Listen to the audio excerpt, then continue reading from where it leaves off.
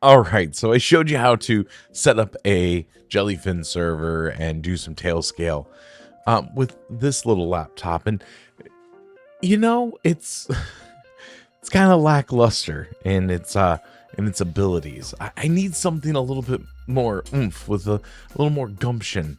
I need something nice and new, or at least newer and slightly more powerful. Unfortunately, the cost of RAM and everything else is going up, so we're gonna have to go to something else.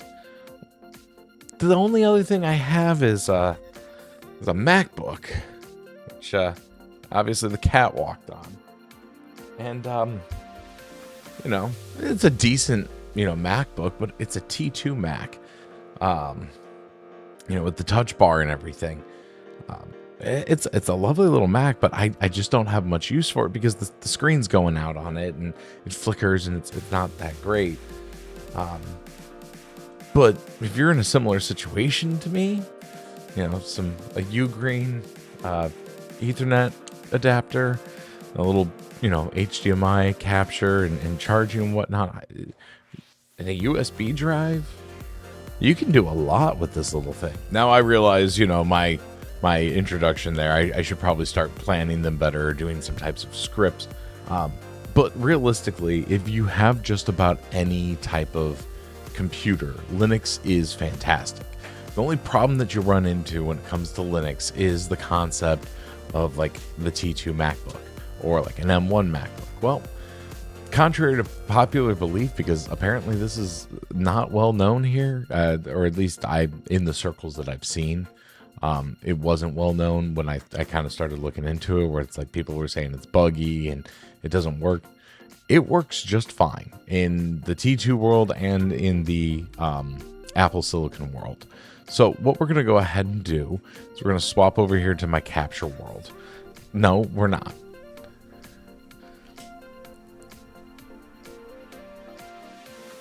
We're going to swap over here to my desktop. And we're on T2Linux.org. And this is a fantastic and easy site to navigate once you have the general idea of how it works. So we've got 3 that are considered the first class support, which means that the distribution is well documented on the T2 Linux wikis. What we're going to do is we're actually going to go with Ubuntu. And I realize that, I'm not a huge fan of Ubuntu, but it works well with a lot of other things that we're going to be doing in this project later, like hosting our own, cloud storage and document storage and stuff like that.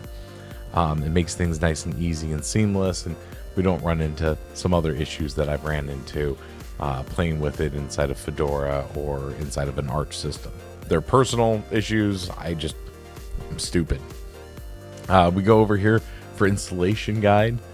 And then the download link is going to be Ubuntu and its supported flavors. And I'm going to go with Kubunutu just because I like the KDE environment.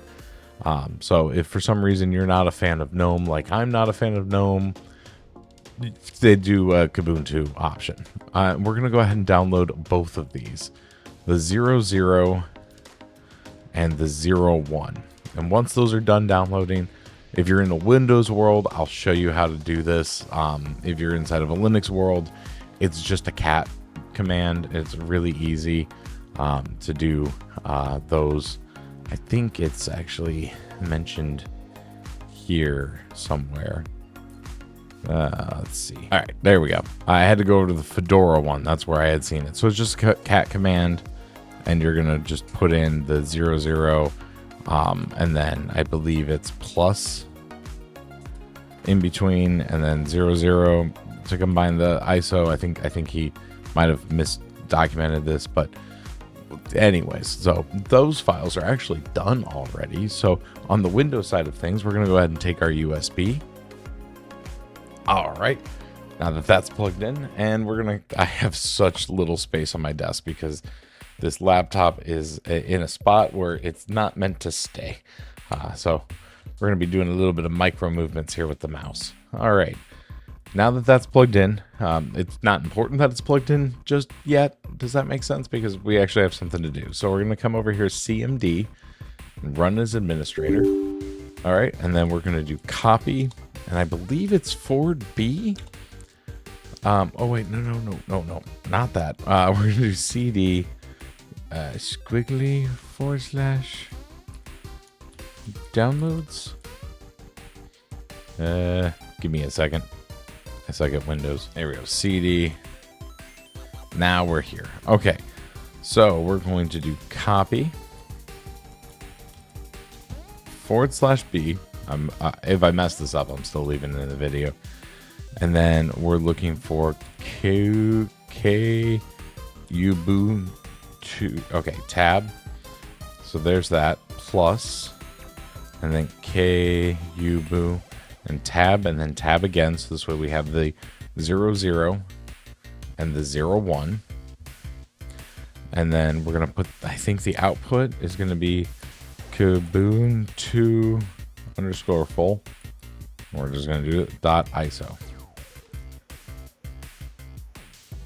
And it's making the ISO. All right, we'll be back when that's finished.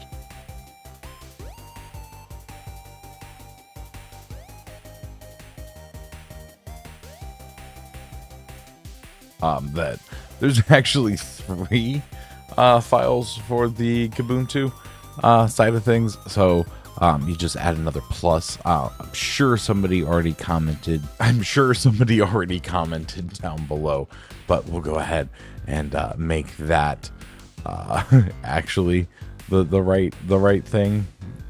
So, dagnammit, I forgot the word .iso. Control C. .iso. You know, what's a video without mistakes? You know, there's nothing wrong with, you know, some mistakes. I'm gonna go ahead and make that that USB. All right, so that is now done. You know, mistakes were made. Let's go into the next step. We're gonna need to go over to my capture card side of things. We're gonna press the power button, hold down on options, and that should then load us into the drive select function on the MacBook, which I need the USB drive for. Obviously, you guys can't see that. Does it give me the ability to share the screen? Alrighty. There we go. Now we got it set up. I had to boot into the Try Kubunutu thing for it to work. So here we go. All right. Click next. New York. English keyboard. Full installation. Well, wait, no, normal installation. Okay. Well, wait. Extra third-party packages listed below. Elements, virtual machine manager, Krita. Oh, okay, we don't need any of that. We don't need any of that. All right, we're gonna go ahead and erase the disk. Leave everything with swap to. Yeah, swap to file is fine. And ext4. Next, and then name. There we go. And install. And then install now. All right, now we're gonna go through the installation process for Kubunutu, and it should be set there. So we're gonna go ahead and wrap up to where I'm at it now. All right, and now we're ready to restart. So let's go ahead and restart. We should be able to pull the media. There we go. That was a nice little Kubunutu. And then it's gonna go ahead and reboot. I've got the Apple logo. You're always gonna have the Apple logo. That's just gonna be a default. That's just gonna be a default thing that you have there. Wait for it to come back up, and we'll be right back as soon as it does that. There. Oh, there. Blink. Just a blip. Just a bloop. Just a blah, blah, blah. There we go. All right, now we're on the desktop, and it looks like I'm gonna have to play the unplug replug game with the HDMI. So this. Oh wait, no. I'm in a desktop environment. Command click, option click, control click. All right. So now all we have to do is horribly type on a horrible keyboard here. After we click and load into Discover. And we're going to do Jellyfin.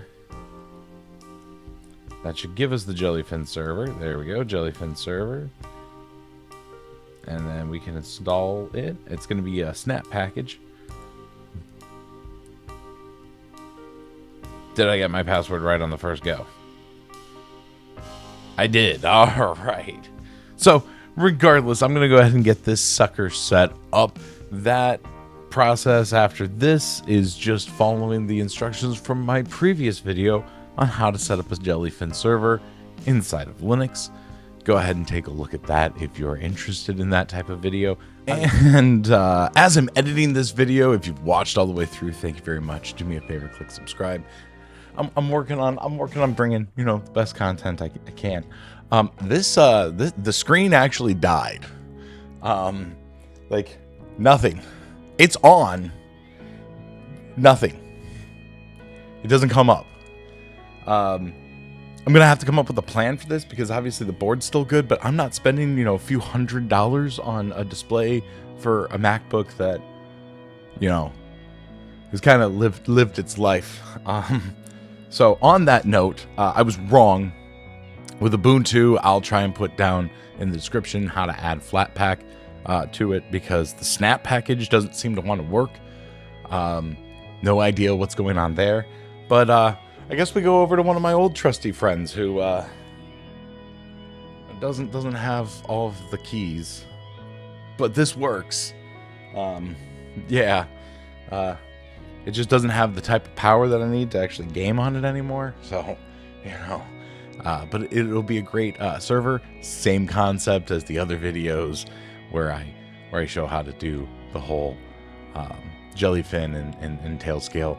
Will apply to that. I'm still gonna run Ubuntu on it because Ubuntu, you know, seems a little bit of fun. But if I have some type of situation, I mean, I understand you can run it headless, which means without the display.